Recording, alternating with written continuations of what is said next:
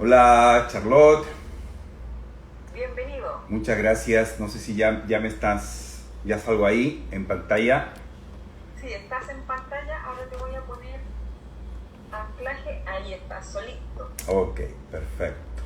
Muy bien. Pues muchísimas gracias, Charlotte, por este congreso tan hermoso que ya se está realizando, que vienes organizando de tanto tiempo, en donde reunimos a excelentes profesionales de la bioenergía y del Reiki para hablar en torno a la espiritualidad. La verdad es que, como bien lo decías, me parece un evento inédito y me da mucho gusto, es un honor para mí estar colaborando con ustedes en esta exposición que, como le decía a Charlotte al inicio, antes de que empezáramos, cada vez que yo tengo escenario para poder expresar un poquito acerca del Reiki, aprovecho para ir complementando un poco la visión general que se tiene acerca del Reiki. Es por eso que he decidido en esta oportunidad traer este tema Reiki como práctica espiritual para el Satori, ¿sí? Y entonces esto nos va a conectar con la motivación original, con las causas de por qué el Usui Reiki Ryojo, el método de Reiki que más se masificó, gracias al cual hoy estamos hablando el Reiki, surge a partir de las experiencias místicas del maestro Mikao Usui, ¿sí? Entonces, si bien es cierto, y lo podemos corroborar ahí en todas las exposiciones anteriores, y especialmente la de Alejandro, ¿no?, que nos hizo un recorrido por la historia genial, ¿sí? En efecto, siempre conocemos el Reiki, sabemos que el Reiki es algo que surge junto con la propia creación, ¿no? Reiki como la energía universal, no es algo que un ser humano haya creado. Nadie puede tener una propiedad intelectual respecto de haber creado el Reiki, o como dicen los maestros tradicionales japoneses, el gran Reiki, ¿sí? Y entonces aquí siempre es importante distinguir cuando hablamos de Reiki como energía universal o gran Reiki, a cuando hablamos de Reiki Ho, como Ho entendiéndolo como método. Entonces una cosa es, usamos la misma palabra para referirnos a la energía universal, tanto como para referirnos a un método en particular. Entonces, por supuesto que Mikao Usui no creó la energía universal. Mikao Usui creó un método en particular, que ni siquiera era el primer método de Reiki. Tan particular es el método que creó el maestro Mikao Usui, que le puso su propio nombre, Usui Reiki Ryojo, ¿sí? Que es el método de sanación natural que utiliza la energía espiritual, definiendo Reiki como energía espiritual, creado por el maestro Mikao Usui, ¿sí? Y entonces es interesante siempre ir a los orígenes, sobre todo cuando estamos hablando de una práctica que ya acaba de cumplir 100 años, o sea, tiene 100 años de trayectoria, y claramente se ha ido expandiendo desde entonces y se seguirá expandiendo por el próximo siglo. Eso es algo irreversible. Y es maravilloso que cada día más y más personas puedan conocer esta técnica y las diversas técnicas y sistemas y estilos de Reiki que surgieron a partir del método que creó el maestro Mikao Usui, ¿verdad? Y que, como ya sabes, llegó a Occidente gracias a la maestra Hawayo Takata, y a partir de ahí, de sus enseñanzas, empieza a crearse toda una tradición del Reiki occidental. Justo cuando el Reiki en Japón va como disminuyendo su práctica, cada vez menos gente lo va practicando. Estamos hablando en el contexto de la Segunda Guerra Mundial. Sabemos, ¿verdad?, lo que causó el impacto material, físico, económico, emocional de la guerra en la que participaba Japón y en la que perdió, ¿verdad? Entonces, bajo ese contexto, el Reiki se fue apagando, se fue escondiendo, se fue minimizando en Japón. Mientras tanto, en Occidente, el Reiki se fue masificando, se fue expandiendo gracias al trabajo de Hawayo Takata. Y como siempre hacemos los occidentales, agarramos algo, lo adaptamos, le metemos cosas, le agregamos, lo sumamos a nuestra cultura occidental, y en esa mezcla cultural, en esa expansión, se van perdiendo cosas importantes, se van perdiendo información que proviene del origen, ¿sí? Que es fundamental. Y creo que en virtud de que el Reiki se va a seguir expandiendo, es súper importante que podamos tener un pie bien puesto, al menos un dedo bien puesto en las raíces en que se origina precisamente el Usui Reiki Ryojo, y especialmente lo que me quiero referir en esta exposición a cuál era la motivación que le llevó al maestro Mikao Usui a crear este método, insisto, gracias al cual hoy estamos hablando de Reiki y de todos los demás sistemas de Reiki que se crearon, no solo en Occidente, porque también en Japón. A veces tendemos a idealizar el Reiki japonés pensando que es el puro, el Reiki más puro, el más original. Y cuando estudiamos bien la historia del Reiki, que es una de mis especialidades, es uno de lo que más placer me provoca en el Reiki, nos vamos a dar cuenta que inevitablemente lo que hoy llamamos como Reiki tradicional japonés no ha surgido sino con ayuda, con colaboración, al menos con una cierta influencia de lo que ha sido también el desarrollo del Reiki en Occidente, ¿sí?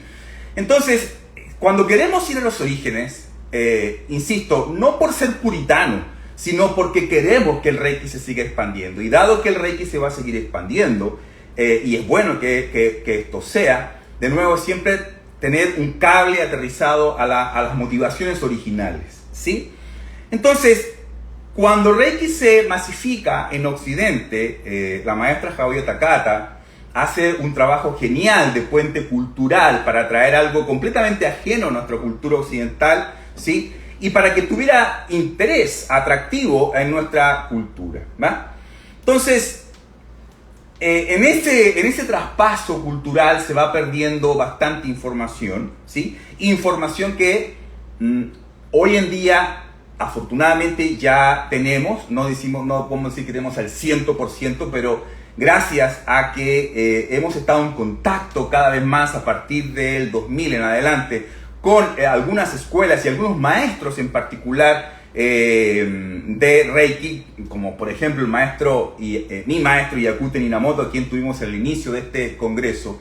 Gracias a ese trabajo, entonces, ahora los occidentales podemos recibir diferentes fuentes, más información y acercarnos un poquito, aún con muchas limitaciones, a estas fuentes un poquito más cercanas a lo que son las motivaciones originales del maestro Mikao Usui a la hora de crear este método tan maravilloso que hoy nos reúne, ¿sí? Entonces, cuando Reiki comienza a masificarse en Occidente, principalmente a partir de la muerte de Haoyo Takata en la década de los 80, ¿sí? El principal interés para nosotros los occidentales nosotros tenemos una mente práctica, pragmática. Cuando llega el Reiki aquí, la primera pregunta es, ¿y esto para qué sirve? ¿No?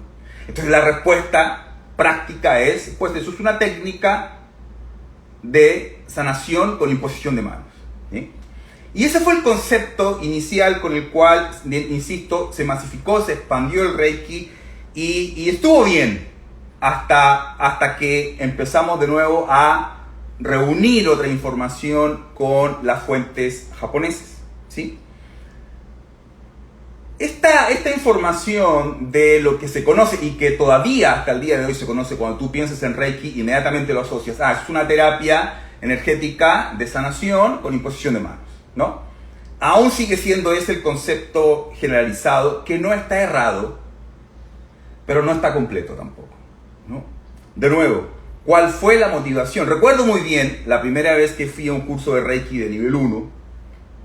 Me contaron la historia, que ya desde mi punto de vista ya es un mito urbano en relación a cómo surge el Usui Reiki Ryojo, ¿no? Entonces ahí contaban la historia de que el maestro Mikao Usui había ido a un viaje místico, a un viaje de descubrimiento, para saber cómo se podía sanar con las manos, ¿sí?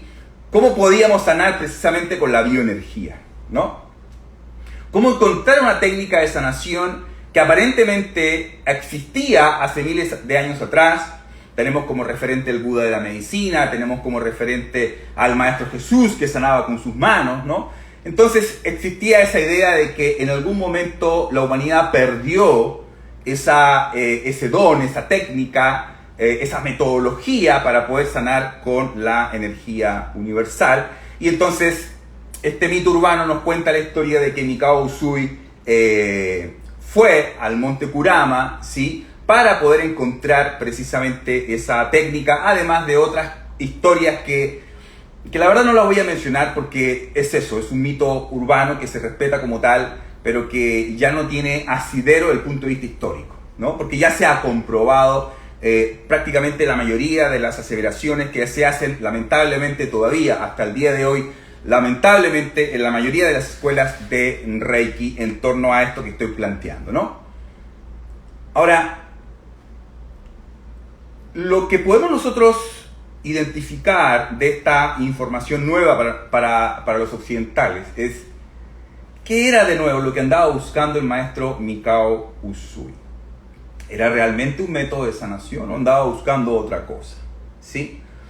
Algunos dicen sí, andaba buscando otra cosa y por casualidad se encontró con que había activado sus habilidades sanadoras y entonces lo tradujo a una técnica que es la que conocemos hoy en día.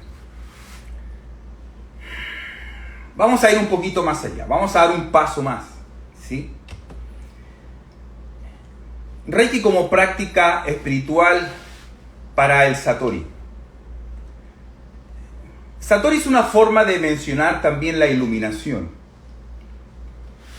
Para algunas escuelas el Satori es el inicio de la iluminación.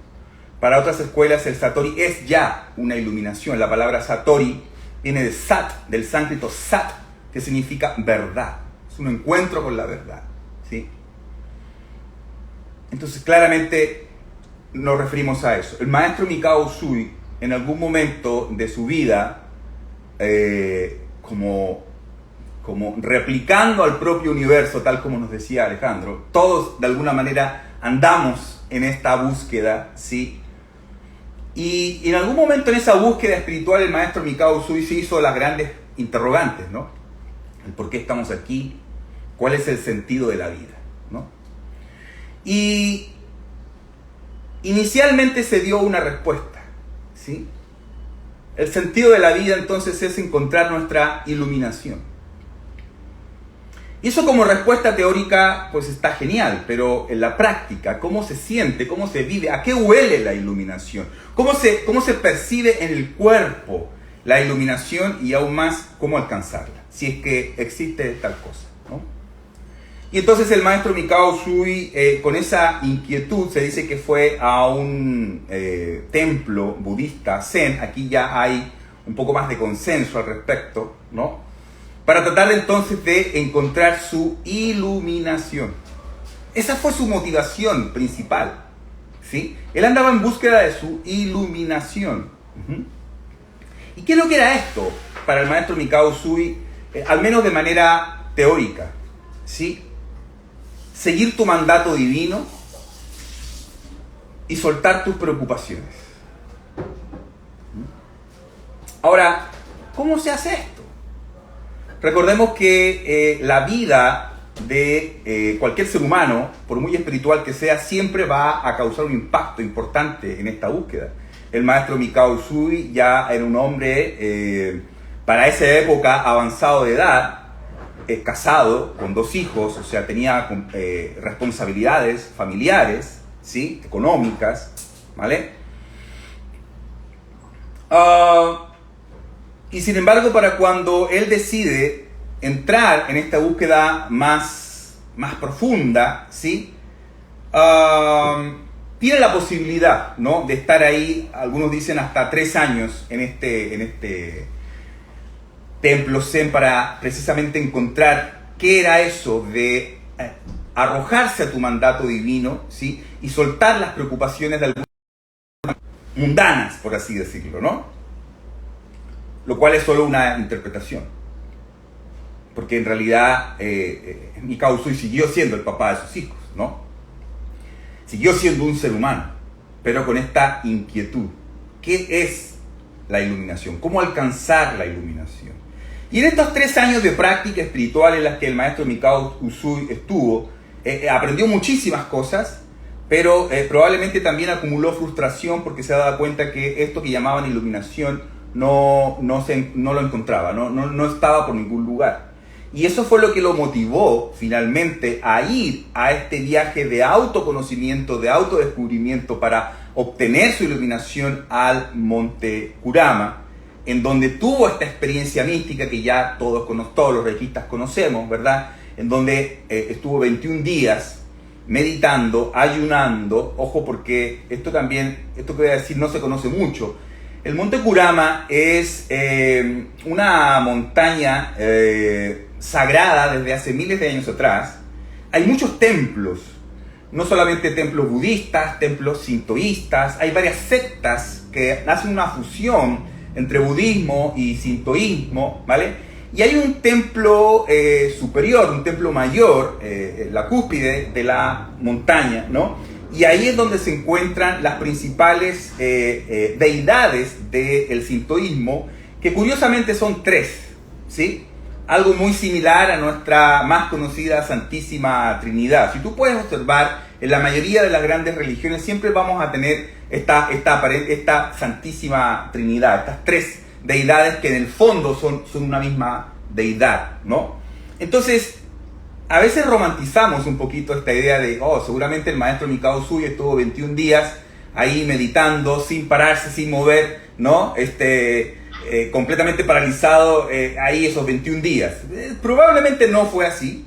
Probablemente tuvo oportunidad de pasear por alguno de estos templos y muy probablemente estuvo horas y horas meditando frente a estas deidades en el templo mayor, en las que probablemente se inspiró. Y esto es lo que plantean varios maestros de Reiki japonés. Por ejemplo, los símbolos de Reiki están claramente inspirados en estas deidades sintoístas, que no tienen nada que ver con religión, sino más bien con lo que representa simbólicamente estas deidades que, como sabemos, y muy bien, de nuevo, me da mucho gusto que la plática anterior nos dejó con mucha claridad respecto de esto, ¿no? De cómo en la espiritualidad buscamos, ¿verdad?, los principales referentes.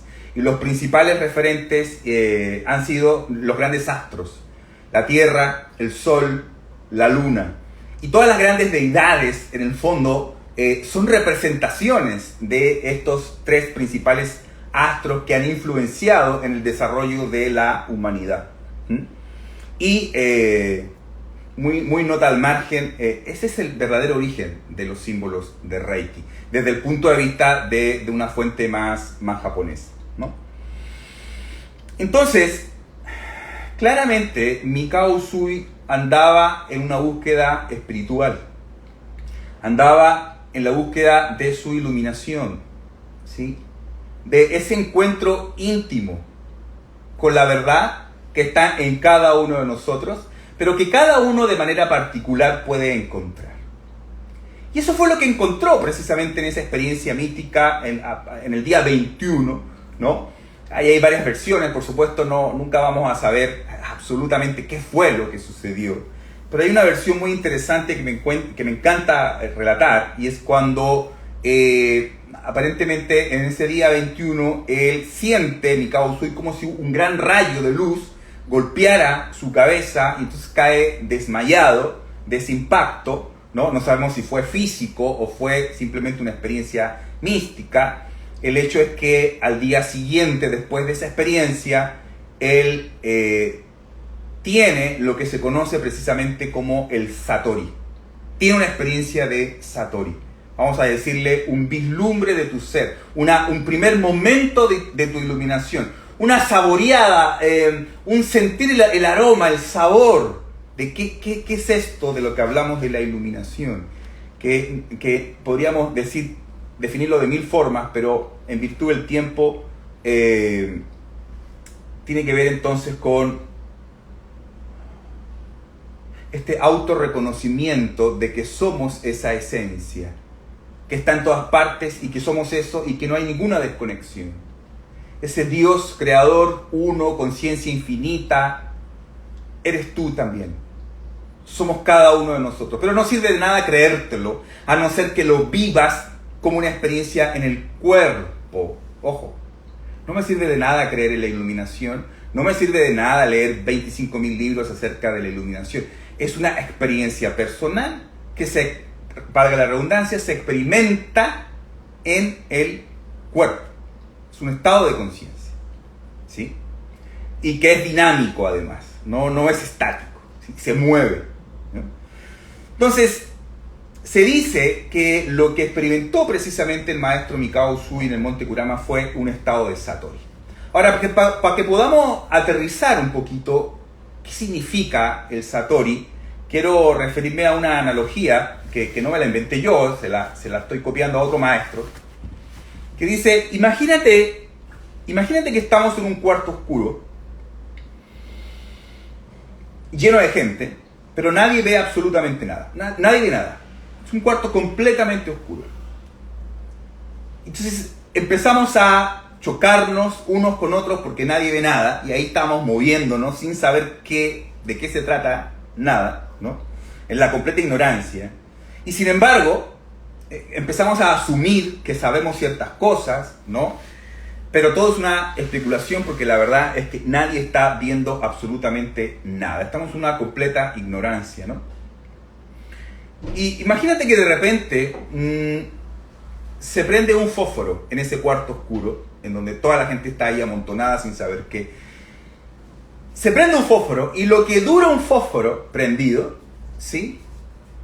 La persona que estaba atenta a esa luz pudo por un par de segundos, lo que dura un fósforo prendido, ver que en medio de esa oscuridad, al prenderse esa luz, pudo distinguir, la puerta de salida está para allá. Luego el fósforo se apaga, pero la sabiduría te queda. Eso es Satori. Es un vislumbre de tu ser, ¿sí? Se dice entonces que el maestro Mikao Usui experimenta el estado de Satori y lo expresa más o menos así como una suerte de eureka, ¿no? Un wow, ¿no? Un darte cuenta, insight, ¿no? Y lo expresa de esta forma: yo soy el universo soy yo. Por un instante pudo percibir en su cuerpo que no había ninguna distinción entre el universo y él mismo, y por lo tanto todos. Ahora, cuando tú tienes una experiencia mística de este tipo, es maravilloso, dura lo que dura, pero luego surge la inquietud: ¿cómo lo comparto con los demás? ¿Cómo les explico a los demás que también son el universo, que también son la divinidad, que también son la esencia de todo? Porque yo veo a la gente sufriendo, y gran parte del origen del sufrimiento, ¿no? Y entendemos enfermedad como sufrimiento desde el punto de vista budista, que era la religión que profesaba el maestro Mikao Usui, ¿sí? Precisamente porque la humanidad se siente abandonada de su fuente original, de Dios, ¿no? Entonces nos creamos un montón de mitos de que fuimos expulsados de esta conexión directa con Dios y que de alguna manera estamos en un proceso de religiar, de volver a reunirnos, y precisamente la espiritualidad es todo este camino, ¿no? Y que muy simbólicamente está representado precisamente en el viaje de la montaña, ¿no? El ir a la montaña, ¿no? Mikao Usui no fue la primera persona que fue a la montaña a recibir una experiencia mística y encontrar la iluminación. Entonces es algo arquetípico, ¿sí? Desde miles y miles y miles de años los seres humanos hemos hecho ese viaje tanto físico como simbólico. Subir a la montaña en el fondo representa el elevarte a lo más alto de tu nivel de conciencia al que puedas alcanzar, y desde ahí preguntarte qué es la verdad. Y darte cuenta que esa verdad no es algo ajeno a ti mismo, sino que tú eres esa verdad. Tú estás dentro de esa verdad. Tú estás hecho de esa verdad. Pero de nuevo, ¿de qué me sirve saberlo? En la información, en la teoría, si no sé a qué sabe, no sé cómo se percibe, no sé cómo se siente. Y esa es la experiencia mística propiamente tal, ¿no? Entonces, teniendo esa experiencia de Satori, la pregunta es: ¿y ahora cómo lo comparto con los demás? ¿Sí? No todos los maestros espirituales que tienen una experiencia mística sienten ese deseo, ese llamado, ¿no? Pero algunos sí, como fue el maestro Mikao Usui, y ese fue precisamente su legado, ¿no? Ahora, hasta ahí me parece que todavía es información que estoy compartiendo más o menos conocida. Lo que no se conoce tanto es que si el maestro Mikao Usui, yendo a un camino espiritual, todo un recorrido espiritual para encontrar su iluminación, y tiene esta experiencia mística, y quiere compartirla con los demás, si tiene este Satori, y quiere que todos los demás puedan también vivir esta experiencia, la pregunta es, ¿cómo lo hago? ¿Cómo lo comparto? ¿Cómo se lo enseño a los demás? Y no solamente a las personas que viven en el templo, no solamente a las personas que se lo pasan meditando todo el día. Yo quiero compartirlo a toda la humanidad. Personas ignorantes, personas que no tienen estudios, personas que incluso ni siquiera tienen ese todavía interés por lo espiritual, interés por volver a conectar con tu fuente divina, ¿sí? Y yo no quiero alargarme mucho con esto porque vienen otras brillantes exposiciones, pero ya voy como concluyendo, ¿sí? La respuesta claramente fue, de nuevo, la pregunta es, ¿cómo comparto esta experiencia de Satori? ¿Cómo hago para que otras personas también puedan, de manera más simple, más directa, encontrarse con su verdad más íntima, con la espiritualidad, y poderse reconocer como divinidad en sí mismas? La respuesta entonces fue Usui Reiki Ryoho. Y esto me parece que debería de ser muy importante en la formación de cualquier reikista. Porque, como decía en un principio, para la mayoría de las personas que conocen el Reiki y para muchos reikistas, todavía Reiki simplemente es una terapia de sanación más, como cualquier otra. Y no digo que sea mejor o peor que otras, pero en ese saco en donde ponemos al Reiki como una terapia de sanación más, estamos perdiendo lo más valioso que tiene. Lo que el maestro Mikao Usui quería era que otros seres humanos pudieran experimentar también Satori. Por lo tanto, lo que el maestro Mikao Usui nos compartió es un método, y tal cual lo dice, textual. ¿Qué es el Reiki? Cuando le piden definir el Reiki, ¿qué es el Reiki? Es el método maravilloso para sanar todas las enfermedades. La milagrosa medicina, ¿sí? Para sanar todas las enfermedades, ¿no? De nuevo, considera que el maestro Mikao Usui era budista, por lo tanto el sufrimiento es sinónimo de enfermedades. Se entiende la enfermedad no solamente como el síntoma el sufrimiento es también considerado eso, ¿no? La milagrosa medicina para sanar todas las enfermedades, ¿sí? El secreto para encontrar nuestra felicidad. Eso es precisamente el Satori. Y lo dice muy claramente: haz tu meditación Gassho todos los días, por las mañanas al amanecer, junto con recitar los 5 principios de Reiki que ya todos conocemos. Solo por hoy no te enojes, no te preocupes, sé agradecido, cumple con tu trabajo, sé amable con todos. Esto no me voy a cansar nunca de repetirlo, nunca, en todos los escenarios que me inviten. Porque la mayoría de los practicantes de Reiki, de lo que se conoce como Reiki, Reiki, listo, técnicas de sanación. Y lo son, por supuesto. El propio maestro Yakuten Inamoto, quien inicia este congreso, así lo dice. No hay, Reiki es una práctica espiritual. La sanación en sí misma es una práctica espiritual. No son dos cosas. No es que Reiki tenga 2 pilares. Un pilar es la sanación y otro pilar es el despertar espiritual. No. La búsqueda por la verdad y sanar, ayudar a otras personas a sanar, es lo mismo. Una práctica espiritual. No son 2 cosas distintas. Eso es lo que nos cuesta a nosotros los occidentales, ¿sí? Entonces, qué bueno que puedas estar utilizando Reiki para ayudar procesos de sanación a otras personas.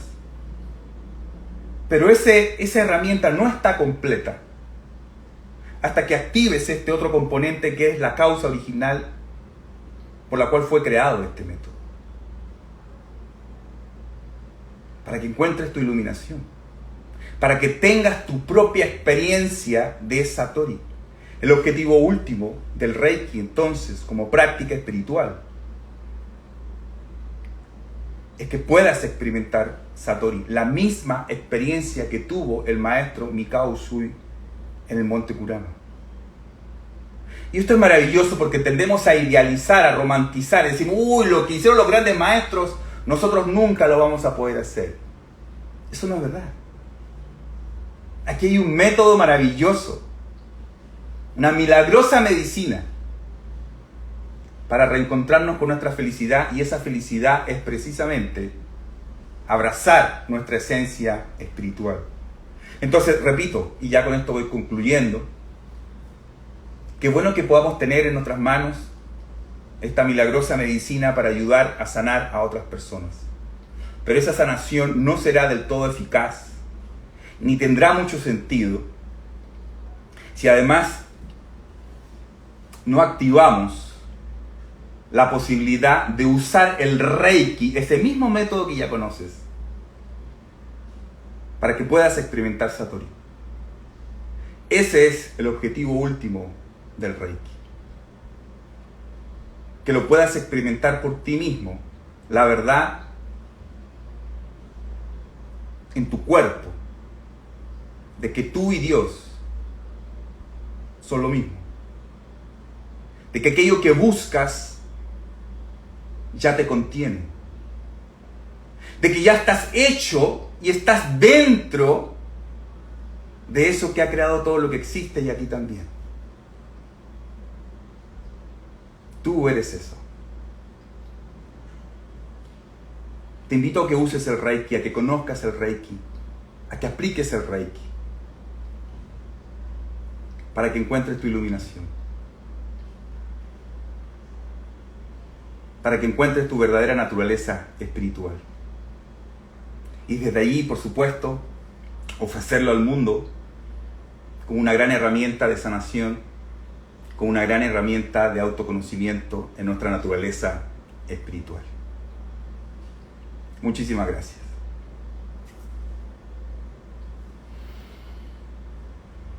Qué lindo. Muchas gracias, maestro. De verdad, muchas gracias por tus lindas palabras llenas de sabiduría y conocimiento, llenas de amor. De verdad te agradezco el tiempo, te agradezco tu buena disposición para participar en este congreso y sin duda eres uno de los grandes maestros que necesitaba estar acá. Así que nuevamente te agradezco